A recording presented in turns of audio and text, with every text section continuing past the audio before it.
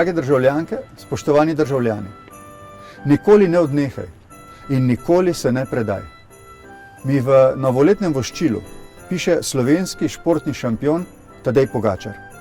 Nikoli ne odnehaj in nikoli se ne predaj. Te navdihujoče besede nagovarjajo vse nas, dobesedno. V čudovitem voščilu namreč poudari pomen vztrajnosti pri doseganju ciljev. Pogačar piše: ne gre za šport, šolo, posel ali politiko. Tekma je tekma in za vsako stvar se je treba boriti. Če nas pri tem vodi jasen cilj in višji namen, je mnogo lažje. Želim nam, piše Pogačar, da bi to zmogli tudi kot narod, saj te vrednote še zlasti potrebujemo v teh nenavadnih časih. Mi občudujemo slovenske športnike in njihove dosežke.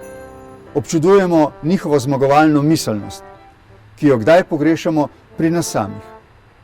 Zdaj jo mogoče malček pogrešamo v soočenju s covidom.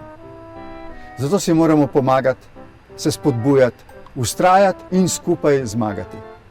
Nobeno malodušje ne pride v poštev.